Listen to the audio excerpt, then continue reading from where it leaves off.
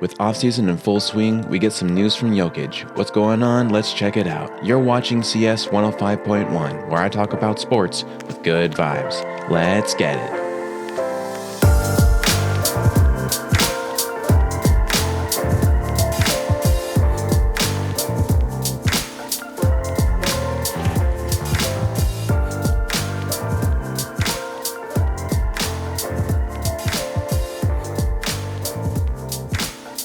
How's it going, everyone, and welcome. I'm CS Chandler, here for another take of Nuggets basketball. So we are in the full swing of the dog days of the offseason right now. Not a lot going on. Cam Johnson had his little interview press conference last week. It said some great things. I definitely had me up a lot.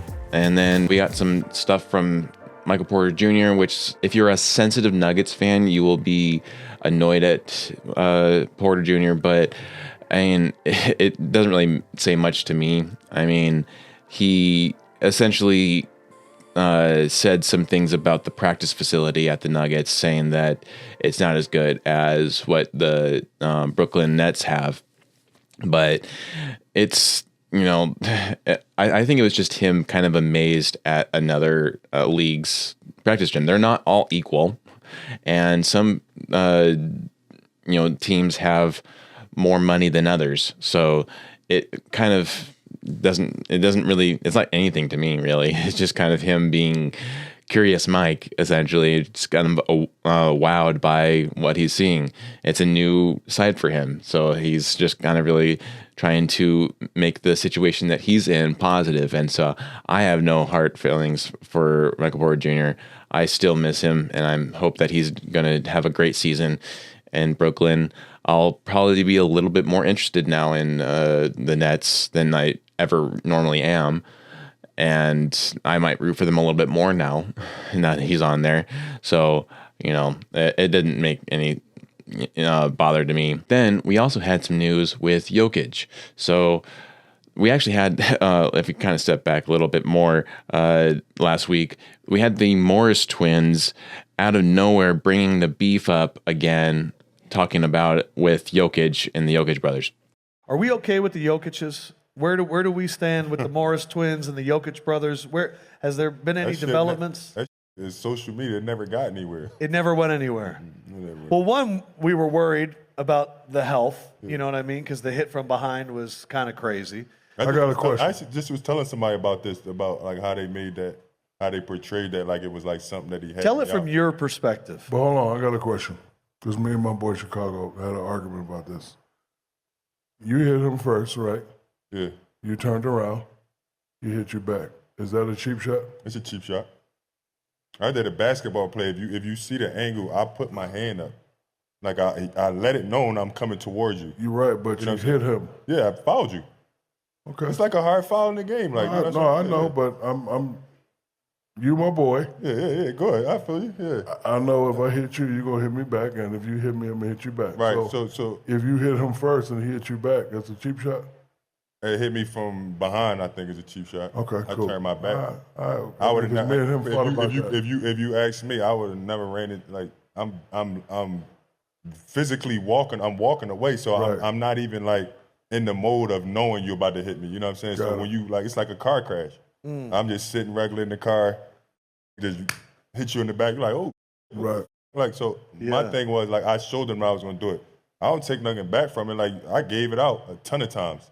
So when you get hit, it ain't like I feel sorry for myself. Right. I feel sorry for myself. I'll just say that I'm terrified of Jokic's brother. Why? Philly don't they make look, soft dudes. That one dude looks so enormous. He's big. With like the mohawk and... What that mean? The bigger they are, the harder they fall. Hey, we big too. Yeah. That's true. I'm 6'10", 270. It ain't like I'm a small guy. I'm bigger than them.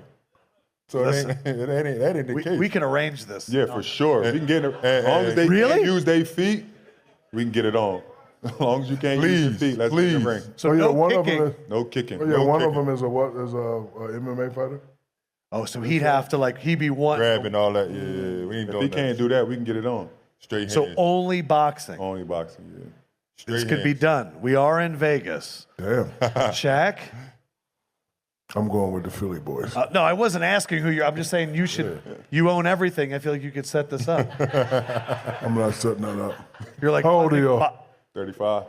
Oh, okay. Y'all still young then, so We shit. knocking it out too. We would knock something out. We do this on know. a regular. I know. We really do. Like this. I know this who is what y'all are. we do on the regular. We just don't talk about it. I know who y'all are. Y'all beat up for taking your mama to Applebee's. I know. That's what they say. I don't know what their problem is if that's their only claim to fame really in this world. Like they can only talk about that. They can't talk about anything else. Like they're so bored or they're so desire or craving attention that they have to keep on bringing up the issue with Jokic. And number one, like it just is like that was in 2021. Like we're over it. If anything, like if you want to really bring it back up, it was 100% Markieff's problem. That was his. He caused that. He hit Jokic. Jokic hit him back.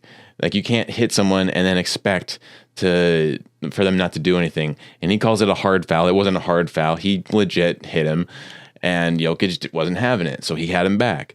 And then it apparently hasn't gone over it because he says that he got whiplash. I mean, when you're that big and you get hit by another big guy, like, is it really whiplash?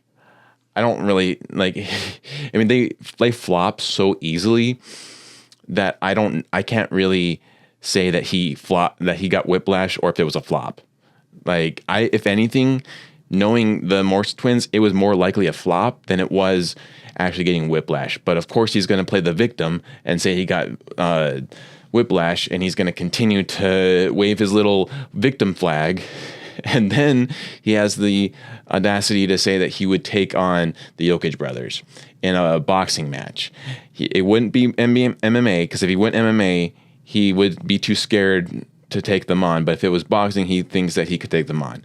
And let me just say again, I said this, I think last episode, if not the one before, Strahinja Jokic is the biggest human being that I have ever seen by far. And Markieff said that the bigger they are, the harder they fall. You have to actually make your hits count for them to actually fall. There is no way that anyone would hit Strahinja as hard as it needed to be to make him fall down. There's just no way. That dude is a wall. There's no way. I don't care how big Markieff is or how big he thinks he is. He is not as big as Strahinja. Strahinja is by far one of the largest men I've ever seen. I mean, I would think that, someone like the Big Show or someone is probably bigger, but that would be it. Like he is a massive human being. So I don't know what he's smoking. He needs to stop it, because there's no way that he would ever make a dent in Strahinja. And it's just crazy, again, to think that Nikola is the smallest Jokic. That's crazy. So I'm not trying to get in any fight with those brothers. The Morse twins need to go back and review their outlook on life or something, if that's what they want to do. But then just recently, Marcus Morris got arrested for fraud. That just kind of adds that tracks. And you have him, after saying those things about the Jokic brothers, saying, he would take them on and that the harder they fall and that they were dirty or whatever. And then he's the one that gets arrested for fraud. That's crazy. And then on the other side, you have Jokic, who won a horse race. His horse won a race. Amazing to always see our boy Jokic celebrating. And this time, he celebrated probably the biggest celebration reaction we've ever gotten from him. We've gotten some, emotional reactions to putting up a buzzer beater, or for one of his teammates making a buzzer beater, or, even the NBA chip. I feel like, him and Jamal fell into the pool together. They had a lot of fun. He was dancing in Vegas after that.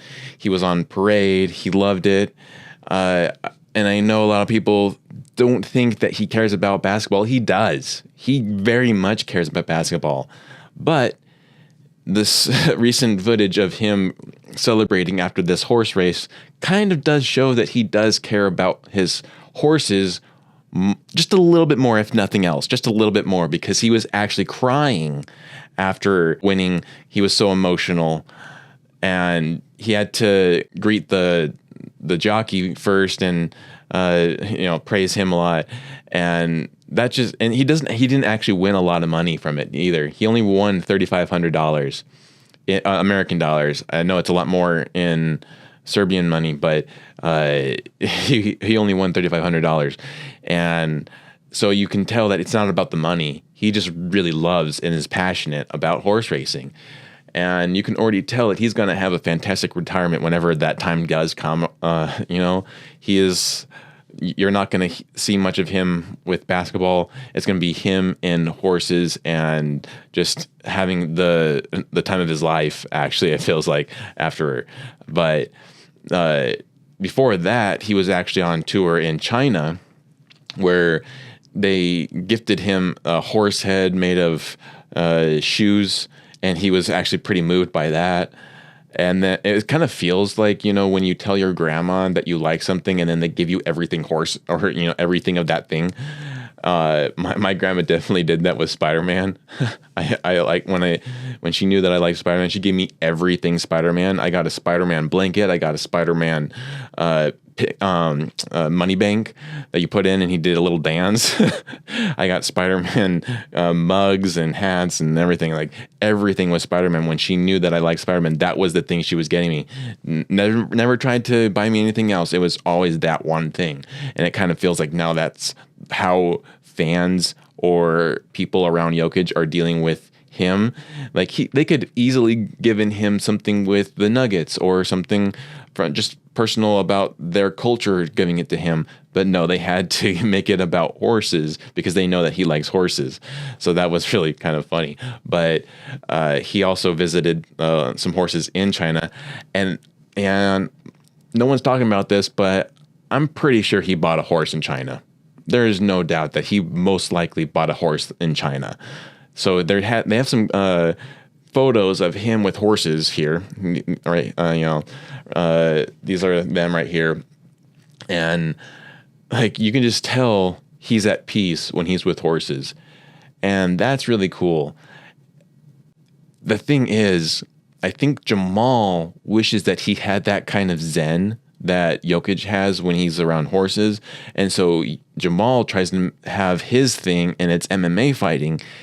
But he just kind of takes it too far over that edge, and it kind of makes it seem then like Jamal doesn't care about basketball either, and that he is slow or whatever. So we actually got some footage during Summer League of Jamal working out with the rest of the Nuggets boys, and I think that Jamal is going to come back in better shape this season than he has in previous seasons since before winning the chip. And so I think that this season is going to be the season of Jamal. I really do. I know a lot of people say that every single season. I didn't last year. I didn't the year before that. I still felt like Jokic could rally them all to another chip after that first one. Obviously, we saw that very close all the way to the second round. But it wasn't enough. We need Jamal. And I think Jamal is going to come back firing for this next season. But we also got news that Jokic is joining the Euroleague. So he actually is officially a part of the Euroleague. They just posted him on the roster. So he will be playing some more basketball this season or this summer, which is actually really awesome for us because now he's practicing with actual competing elements that will help him transition into the regular season or the preseason or even training camp of the Nuggets. And that he's probably not going to play as many minutes as I know the EuroLeague would want him, or Serbia would love him to play because of his contract with the Nuggets. He'll probably, kind of similar to the Olympics where he didn't play as many minutes as he probably wanted to. And then he came back in the best season of his career. So if that's the case, and we got the best season of his career last season, and he's playing now again, I mean, I think he's going to have an even better season, which I don't know what that's going to look like. I have no idea. Like, how does that, like, he just had the best season of a player could have ever had, averaging a triple-double, and now he's going to come back and have an even better season. I have no idea what that's going to look like, but I do know that Jamal's going to have a fantastic season. I just kind of feel it, and Jokic and Jamal, that duo are going to come back. And they're going to be one of the best duos, if not the best duo this season. But we also got some photos of Luka in shape. And this is what I've been saying since the first photos that came out of Luka looking in better shape. I'm not afraid of the Lakers. Still, I'm not afraid of the Lakers. But I will say that I think Luka's going to have an amazing season. He's also playing in the EuroLeague, playing for Slovakia. And he's going to be very much in shape. He's going to be already prepared after playing as well. I don't know if Jokic is going to win MVP this next season. I think actually this might be the season for Luka to win MVP. I don't think the Lakers are going to do much, but I think the one thing that will come from it is that Luka will win MVP this season. And as I hate that he's a Laker now, the Lakers have made me kind of hate Luka a little bit, but at the same time, if he wins MVP, I will be more okay with that as long as SGA does not win it. But I do think those are the big three, just because I know how much the NBA and ESPN and the rest, like all the people that vote, just glaze on SGA. They love him, so he will definitely be in the top three again this next season or postseason. And then I just don't see how Jokic can't be in the top three conversation. So I think he's going to be back in there. And then I think Luka's going to be in there. I don't think Giannis is going to be back in the top three. He might be in the top five, but he's not going to be in the top three. I think it's going to be Jokic, Luka, and SGA. Maybe in that order. Jokic, hopefully in that order, right? Jokic number one, Luka, and then SGA. If not, then Luka, Jokic, and SGA. But then I also think that, so if we did the top five, it would be those three. And then Giannis, I feel like might be number four. And then number five has to be Brunson. It has to be Brunson. Like, you have to give him more credit. Brunson has been an amazing leader, just a leader in general for the Knicks. He is one of the main reasons that I love watching the Knicks, and that they're the only big market NBA team that I actually back behind. It's him and Josh Hart. Those two. I love watching those two together, on and off the court. They're an amazing duo. Josh has a great sense of humor. He also is a very like amazing athlete, and he actually gives a lot of heart, not no pun intended, or maybe pun intended, in his play for that team, and I love that. So those two are amazing to watch. They're the reasons why I love the Knicks, but Brunson is that key guy for them. And, to me, he made more of an impact for the Knicks than SGA had on the Thunder. Because once again, I will say it, the Thunder were number one because they were a good team. They played well together. SGA was not the reason they were number one. He might have had some effect on how well they played, but they won several games without him. The Knicks suffered without Brunson. The Nuggets suffered without Jokic. So I think that that's going to be a huge factor. It always is with those teams. So, and hopefully this season, though, we won't have those non-Jokic minutes.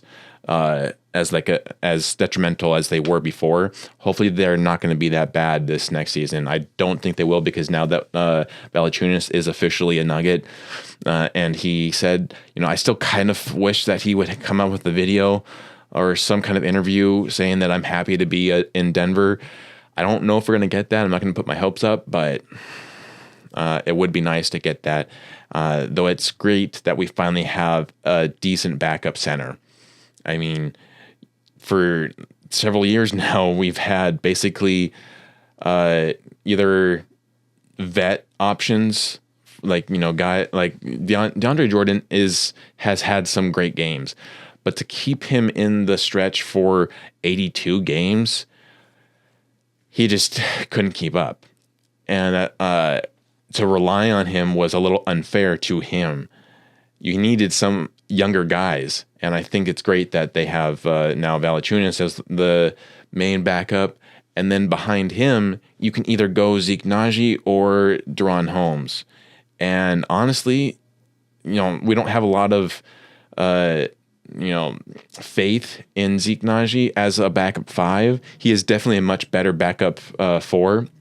But, Deron Holmes showed in those last 2 games in Summer League, he can be a great center. He, despite the fact that he didn't do a lot of assists, I think he averaged about 5 assists or whatever, his other points, his boards and his pointage per game were amazing.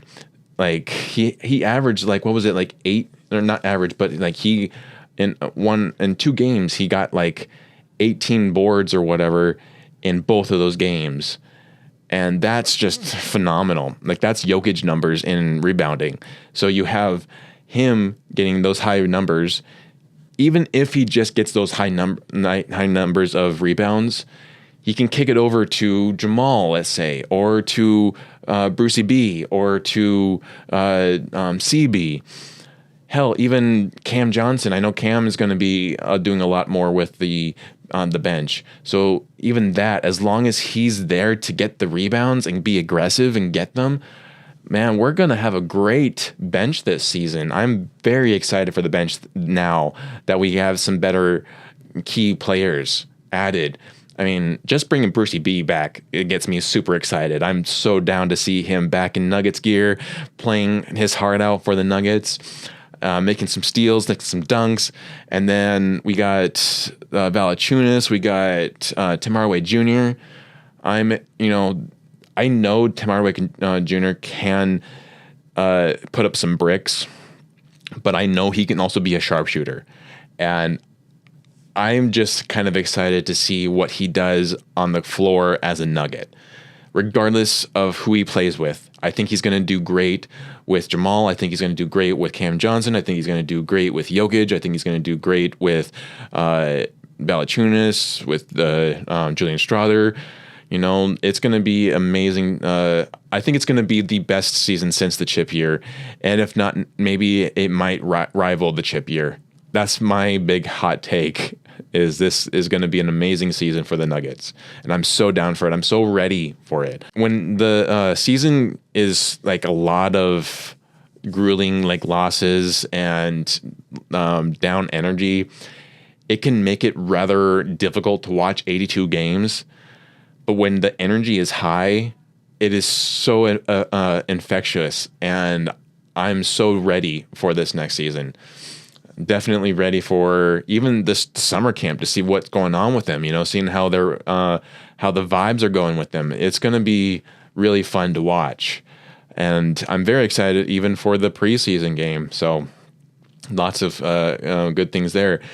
I wanted to touch real quick too on, there was some news or a photo put up of Jokic's agent on a boat with LeBron James, and a lot of people's reaction to it was that maybe LeBron James was going to be converted to being a Nugget. Adam Mares, though, on the DMVR, made a great take that they are always looking for other expansions on the game, and maybe they're not talking so much about LeBron being a Nugget, but rather starting a whole different league that rivals NBA. We've seen this in other sports, so why not with basketball? And it makes a lot of sense that LeBron would be one of the investors or creators of a new basketball league that maybe is focused more so on in Europe and other countries and expands maybe even across the globe that rivals the NBA. That makes more sense than him becoming a Nugget. I don't think he's going to be a Nugget. I don't think that he's going to leave the Lakers, really. At this point, I don't think he's going to leave the Lakers. I don't think Luka's going to leave the Lakers. I think they're both locked in, at least for this next season. I'm not worried about them, really. Like, they're not the ones that I'm worried about. The big ones, the big teams that I'm actually worried about this season in the West are the Rockets. 100%. I am more concerned about the Rockets right now than I am about the Thunder.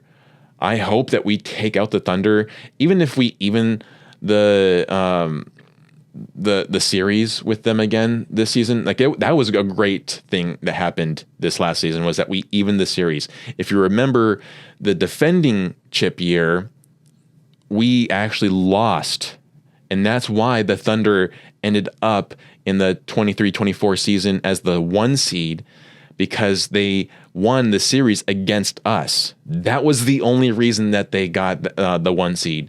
We were basically, we had the same record as them, but they got the 1 seed because they beat us in that series.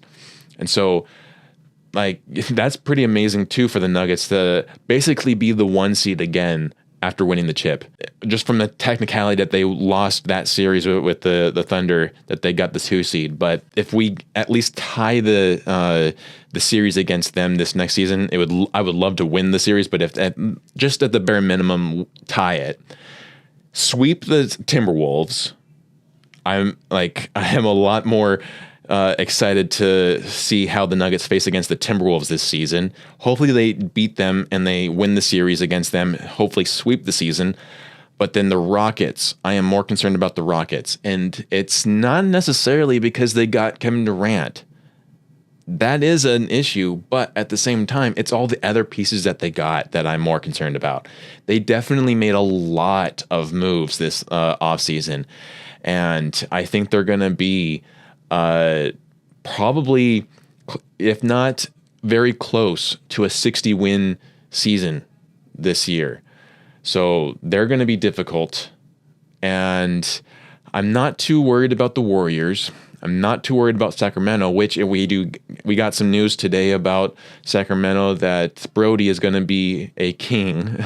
Would have loved to have had him back on the Nuggets. His energy just was something that we hadn't seen since the chip year, and I was really hoping that we would have that again.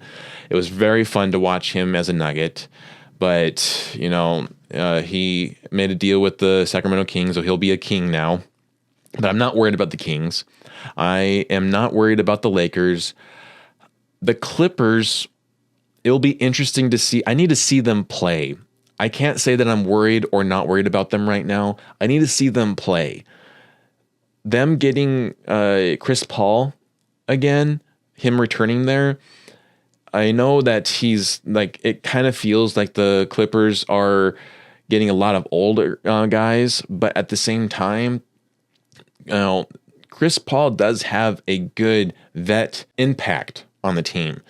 Like, even if he's not on the court, a lot of those vets can still help out tremendously on the bench just talking to guys. I think Chris Paul does that phenomenally.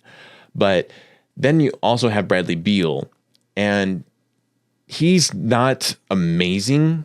At least he wasn't as amazing as he was when he was with the Wizards.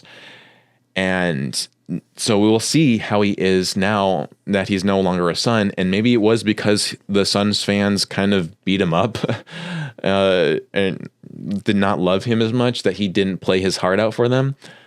So we'll see. I got to see it. They don't have Normal Powell anymore, so who knows? Maybe he's a good fit. They also got John Collins from the Utah Jazz. So there's a lot of pieces.